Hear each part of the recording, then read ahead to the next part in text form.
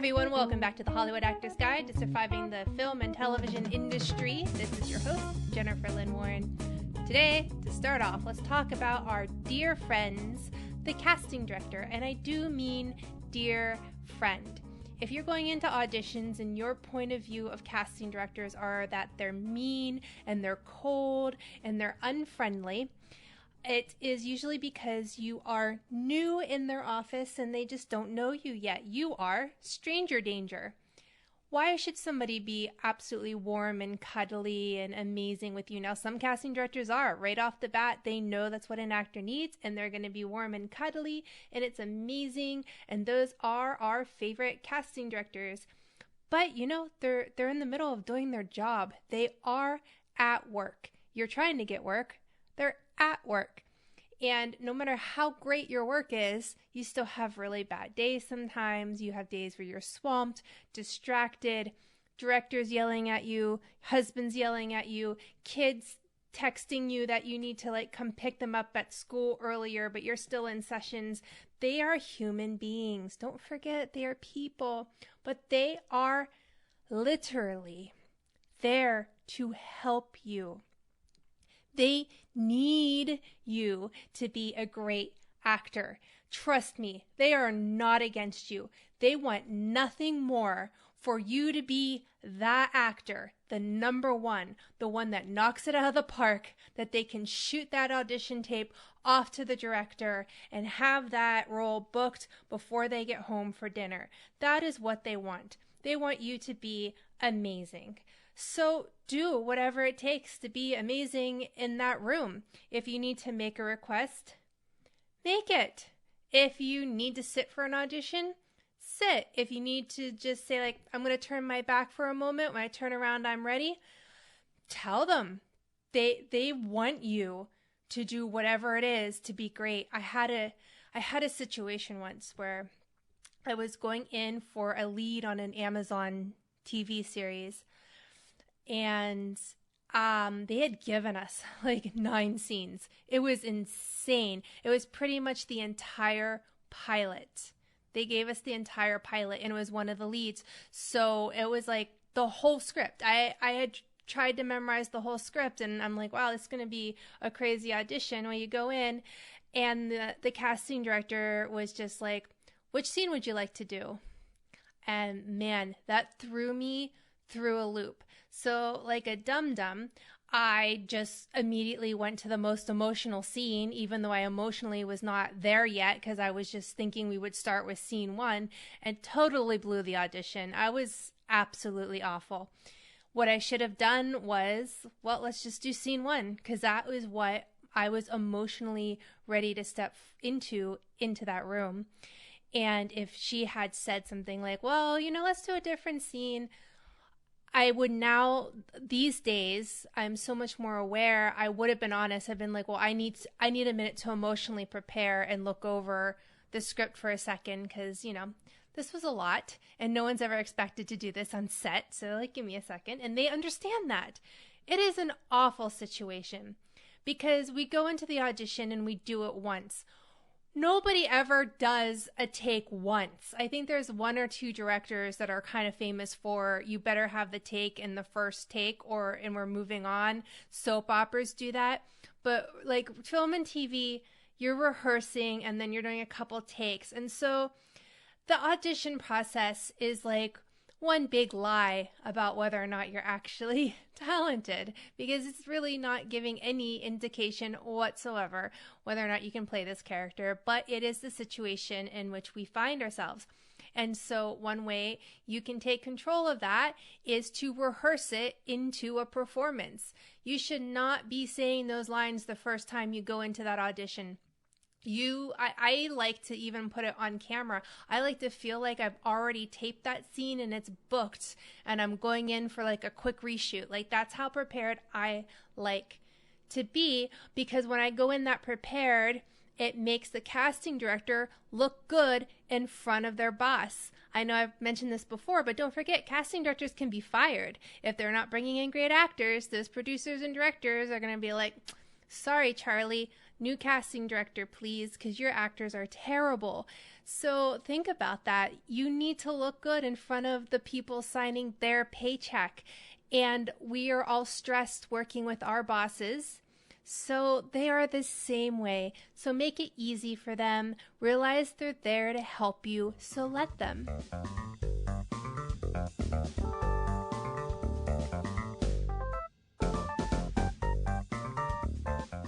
This next little section, I'm going to admit, I am not good at this at all. As a female identifying person, I must admit that I am awkward when it comes to doing my own hair and my makeup and dressing myself. It is not something that I am great at. And so for my auditions, and I try to do this once a year. This is a weird year, so it's not really, I'm still kind of in my old style. I'm not sure what's happening with fashion and such right now, but you do need to be aware what is fashionable, what's stylish right now, what's going on with headshots and hair, and what a casting want for makeup and all that other fun stuff. You have to be aware of it. Now, if you're going in to play a garbage man or homeless lady on the street, of course, your wardrobe's going to reflect that. But 90% of the time, you're going in for characters that are modern in modern day times. And it is, especially for television, even though this goes for film as well, most of the time, I would say way over 50%, maybe 70% of the time, they are going to dress your character stylishly, whatever that means for the character. And if you don't know how to style yourself, you're not going to know how to style your character. And unfortunately, that does put you at a disadvantage.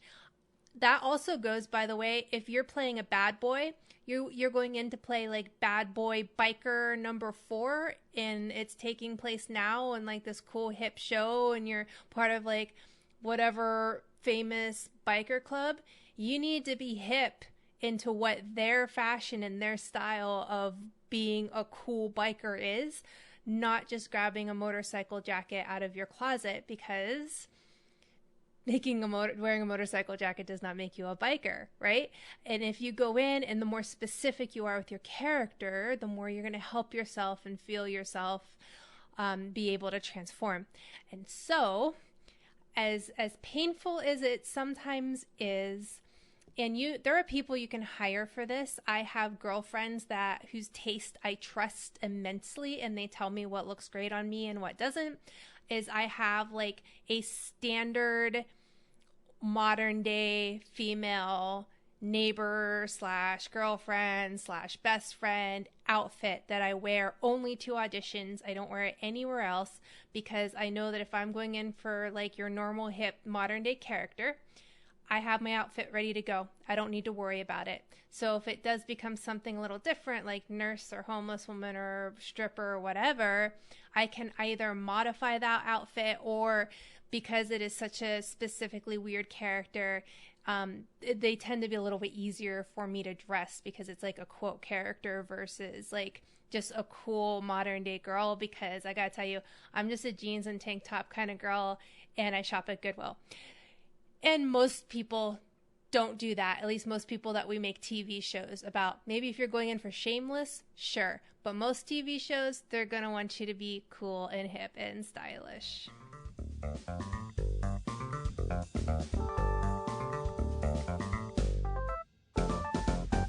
Are you unsure if what you're wearing to your audition actually matches with your character?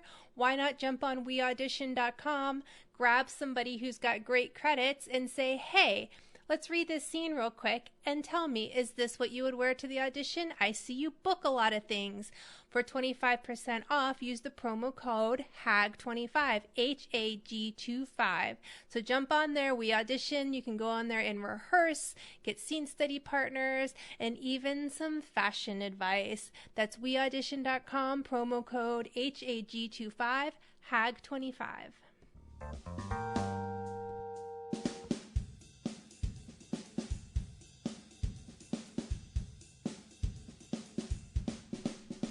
And finally, let's talk about character work. You need to explore your character's social roles. So when you're writing down everything you know about the character in a role that you're about to audition for or perform, you're going to know what kind of income level they were born into, what kind of money they currently make at their job, what kind of job they currently have, what kind of friends do they have, what kind of people they interact with, what's their relationship like with their parents. And when you start, figuring out who are all the people in this person's life, you need to start thinking about how they sound and act and behave with the different characters that they interact with in the script. I think one that is so obvious, so we'll jump off from there, are like if you're playing a teenager and you're at school with your kids and your friends and you're hanging out with them, you're going to behave differently than if you're at home with your parents. You either pretend to be a goody two shoes or you talk back to them. But like there's like this little code switching, as some people call that, that you do. And so you need to search for that and look for clues for that in your character. Your character is going to speak differently with their boss than they are with their boyfriend, than they are with their parents. It's just natural, or with their child for that matter. Who do they have secrets from? What parts of their personality are they hiding from other people? And this not only gives you wonderful colors, especially if you're auditioning two different scenes and it's two different people you're talking to, you can kind of add some color in there, but it also makes it so much more interesting to play as an actor, because you have so much more to play, so many more layers to your objectives and goals as a performer. So that's it. Explore your character's social roles. That's all I have for you guys this week. If you have any questions, email me at hollywoodactorsguide@gmail.com, and I will try to get to you as soon as possible. Other than that, have a wonderful week, everyone. Break a leg, and remember, you are not alone.